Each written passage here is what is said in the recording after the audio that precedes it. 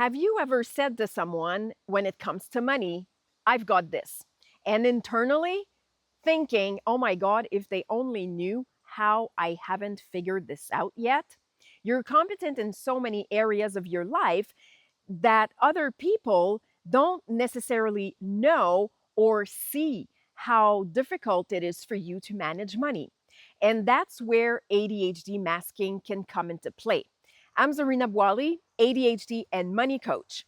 By the end of this video, you'll have 5 signs masking may be influencing the way you manage money, and why the goal isn't to make more effort to try to look financially responsible, but really having ways that actually fit with your brain so that managing money can become easier. ADHD masking can take many forms, and if you're a late diagnosed woman like me, you probably spent decades masking, compensating your challenges without even knowing that's what you were doing. And with money, well, of course, masking is going to show up, but it might not be necessarily in a way that is obvious or in ways that you actually can name or put words on them. So that's why I want to share the 5 signs so you better understand some of the behaviors that you may be stuck in without even knowing it, and being more attentive to how masking actually influences the way you manage your money. And I will definitely share what signs had the most impact in how I managed money at the end of the video. So make sure you stick around. Masking with money doesn't mean that you're lying about it. It means that you're hiding the challenges that come with managing it. It happens in what you do to conceal, distance yourself from, or even compensate for those difficulties so others, even yourself sometimes, don't see the challenges underneath. So let's dive right into it with sign number 1, saying everything is fine. So you might be saying things like, everything's under control, I haven't gotten around to it yet, I know what I'm doing. But meanwhile, the unopened statements keep piling up.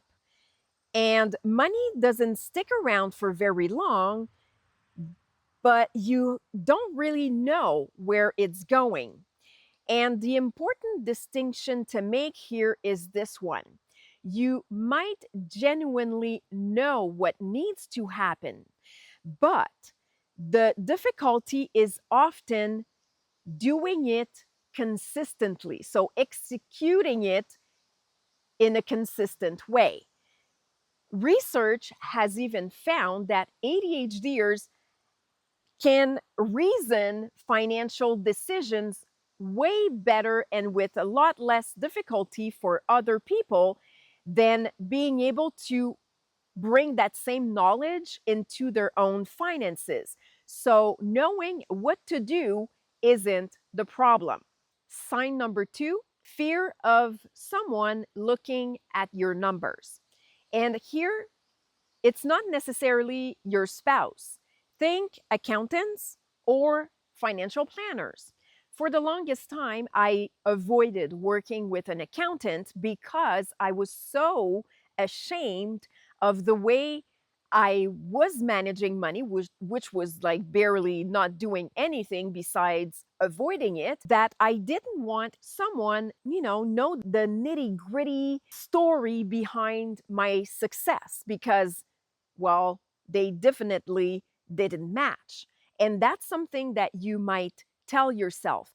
I'm successful, but if someone looks at my numbers, they'll see that it's telling a very different story. That might mean that nobody really sees the account you haven't checked, the debt you've accumulated, the tasks that you've been postponing, or all the mental effort and energy all of this is requiring of your brain. You don't necessarily think it's masking, but you might say, I should be able to do this. And that's what keeps it hidden. Sign number three, performing financial responsibility.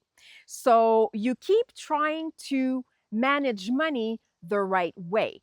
Budget, spreadsheets, a new app, or even an expense tracker. And what's actually happening is that some conventional systems or methods really require executive functions that ADHD make harder. And then you see the system working for a lot of people, so you assume that you're the problem. Well, you're not. And masking can turn into compensating, where working harder and harder to perform what financially responsible is supposed to look like, instead of questioning the system or method and really see, okay, is this making it more difficult for my brain, or is this actually a way that fits with how my brain is wired? Financial approaches need to be accessible, sustainable, and realistic for ADHD brains, rather than another version on try harder. Sign number four, fixing the problem before anyone knows. So something happens, you forget something, or you realize you're behind. And then you think, oh, I'll fix this before someone finds out. Then you avoid it and you try to forget about it. It creates another problem. And then fear of judgment or disappointment makes it even harder to say anything. And the problem only snowballs. Sign number five, underestimating the emotional cost of managing money. You open your bank app to check something and you see a charge you completely forgot. And then you remember this bill you forgot to pay. And then you start calculating everything. You're just panicking. Your inner critique becomes loud. And within minutes, you're completely overwhelmed. And you beat yourself up because maybe you're saying to yourself, oh my God, this happened again. How many times am I going to forget that a payment is due, that a bill needs to be paid? And this negative self talk is not doing anything good. Money management isn't just about numbers, it requires paying attention, decision making, task initiation, working memory, emotional regulation, and the ability to stop and restart. And if you keep telling yourself, this should be easy or this shouldn't be that hard, well, you may treat the emotional cost as evidence that you're doing something wrong. You're not. If you recognize yourself in any of those signs, make sure you let me know in the comments below this video. I always love reading what you share and I respond to everyone. In my unique, creative way of living life and seeing things through the ADHD lens, the way I approach money is like an investigation. Before you try to fix anything or change anything, you need to figure out what's happening. And that's what I'm building Money Investigation around. It's coming really soon, and you can actually join the interest list by clicking the link below this video. There's another interesting and important thing about masking that you have to kind of know to really understand the extent of the impact it can have on the way you manage money. And it's why masking around money can make us think that it's tied to being a real adult. So money is tied to this big idea and concept of competence and adulthood, that if you're having difficulty managing money, well, the struggles can actually start meaning something bigger. And here's what I mean by that. Instead of you thinking, oh, my executive functioning struggles with this, it's more something like, how am I this successful and I still can't do this? It can also be, maybe I'm actually not as competent as everyone else thinks. And that gives you actually more reasons to mask and hide your struggles.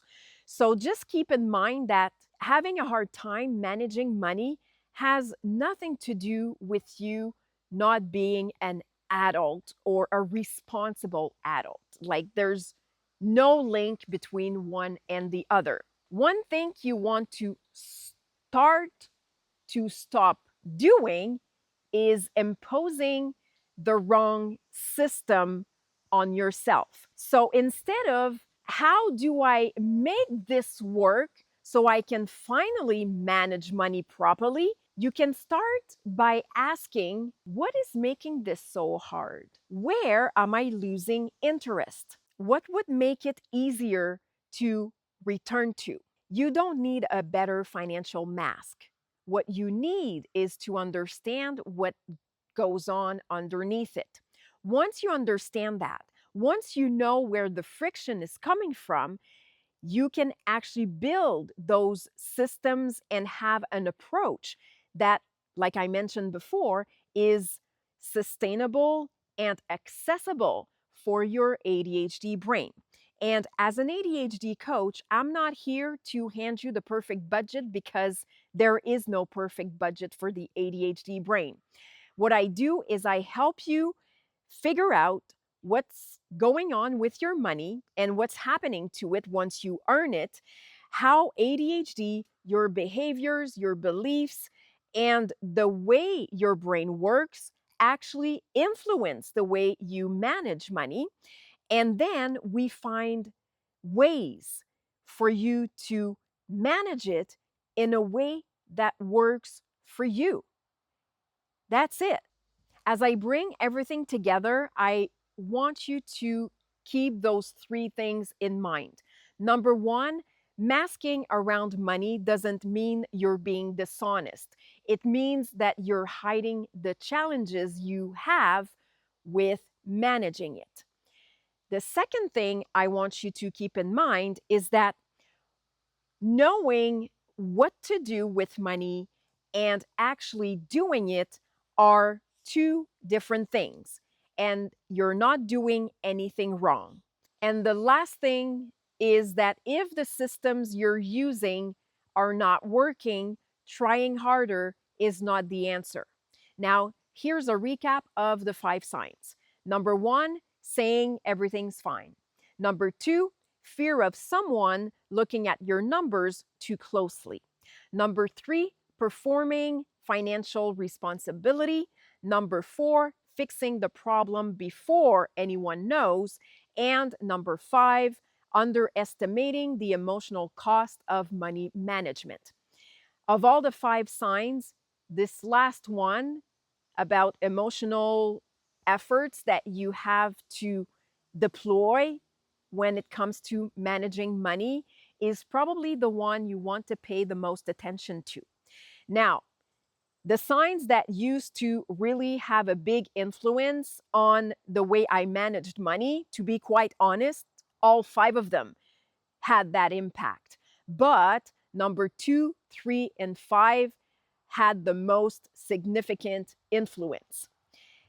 If you're realizing that you've been spending a lot of time trying to fix your money without understanding what's actually happening to it, Well, that's why I created Money Investigation. It helps you understand what's happening with your numbers so you know where your money goes, and that sparking the interest and engaging with your money becomes easier. You can join the list by clicking the link below this video. Thanks so much for watching. If you like this video, subscribe to my channel, give it a like, and share it with someone you know. Until next time, make sure you keep on rocking that phenomenal ADHD brilliance of yours, and we'll catch you in the next video.